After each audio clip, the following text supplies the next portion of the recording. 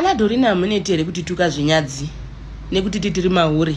I understand kuti ndakatadzira vamunetsi ende ndakawakumbira chiregerero kubva mukati mehana yangu. And inini navamunetsi we were never enemies, so I believe kuti we are cool. Every time Dorina unenge uchituka zvinyadzi hure, uchituka zvinyadzi, uchituka nemwana wangu nambuya vangu. Excuse. You are talking my boyfriend. Amuneti here. Amuneti ina hausatombonzwa chikutuka. Hausatombonzwa chikutukira mwana wako. Ini mavideo andokuita ndechitokumutsawo kuti nai Dorina. Kana uri munhu akakwana chaizvo sei usingazvibvunzi kuti why mabrujo nchimutukira mbuya wake mwana wake iye wacho boyfriend achiramba akanyarara. Some things are not necessary ana Dorina. Mukanoti akanyarara, it doesn't mean atina miromo yekukudairai, but semunhu akakwana unofanira kuzvibvunza sei munhu aramba akanyarara. Because munhu akatuka anofanira kudaira akaona aramba akakunyararira, it's also a message. Dzidzai kureada message ari silent.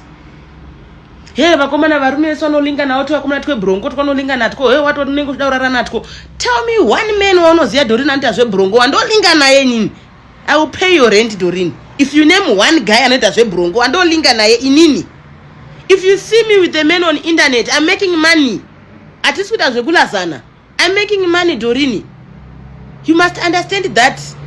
And now vakomana vebrongo vandolinga nawo unless achirova brongo zvandisingazivi uye akarova brongo ilife yake, but name one guy that I link with on social media anoita zvebrongo. Hey, Towers akatokusiya because nepfungwa dzechihure. Towers will never leave me. It's only that I stay in SA, Towers stays in Zim. Zvimwe zvinhu Dorina muka uonere dhiri usiyane nelife yangu. House age yangu iwewe. Kana ndakakutarisaka unofanira kunge uri sisi wangu, my big sister. Haufanira kunge uchirwa neni, irwa nevezera rako. Irwa nevezera rako, ina handirwi nevanini. Because I don't believe in violence, I believe in man and God and family. Iwo you believe in violence, you believe kuti kutuka vanhu zvinyadzi. Ndo content yako, I understand. Pasina zita rangu hamupisi. Munotomirira inini tadzeka, muwane zvekundituka kuti mupise. But ininga chimbonemawo zita one raunoziya remunhu wandolinga naye pasocial media wandakaita bonde naye. One chete, wonema one webrongo, one wandakaita bonde naye through social media.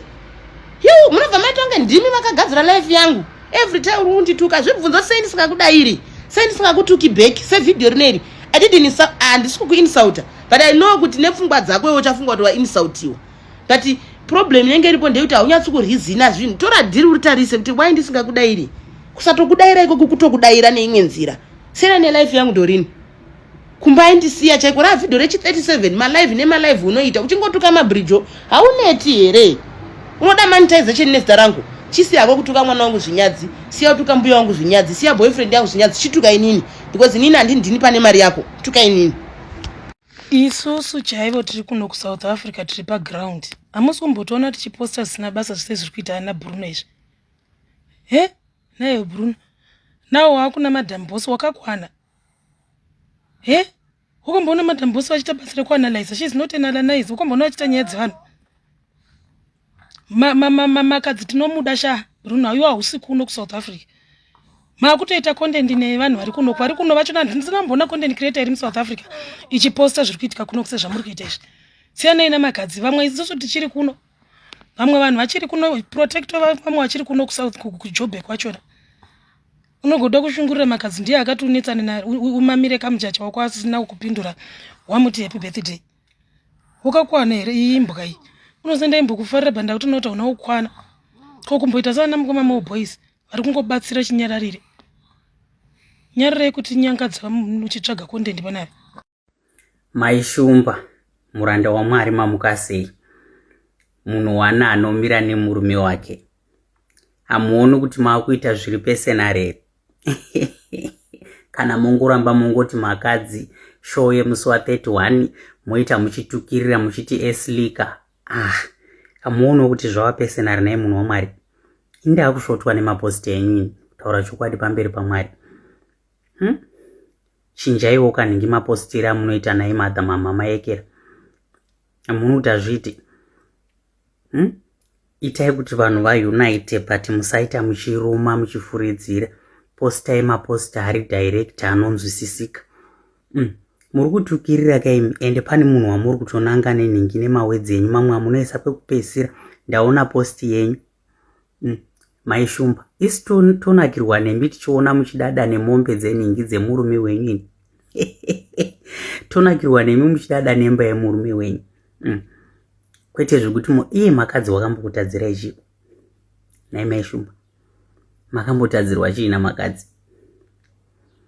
Maishumba, makatadzirwa chiina makadzi? Ko madi mangotaura nyaya yenyu mune zvakanaka than kuti moramba muchingoti sho. Madimikira anga muri kuita. Inini I know you very well. Muri kuita madimikira mother. Ayo ndo madimikira muri kuita, especially pamati eslika. Maishumba ini nditarisei makana makanditarira mumaziso mangu dai. Maishumba, you are appointing someone. Imi, don't do that. Ndokumbira udelete post rawaisa rine kamwana kamusikana ako kamuruti kafa. That child is alive, that child is in Zimbabwe. Mai vacho vari muroad kuya kuno kuZimbabwe. I think sema socialites or sema celebrities, please try to post zvinhu zvamune information nazvo, full information, because that child is alive. Please more boys minutes, can you delete that post, because you are traumatizing a child by kuti mwana afa iye mwana ari mupenyu. And vabereki vemwana vari kufungira kuti muna post apa more boys minutes that information vangangova vari baby dead vemwana iyeye, because vanga vachinetsana namai vemwana iyeye. But more boys minutes, I think this is the highest time of you kuposta zvinhu zvamunenge maconfirma kuti muzive ndezvechokwadi.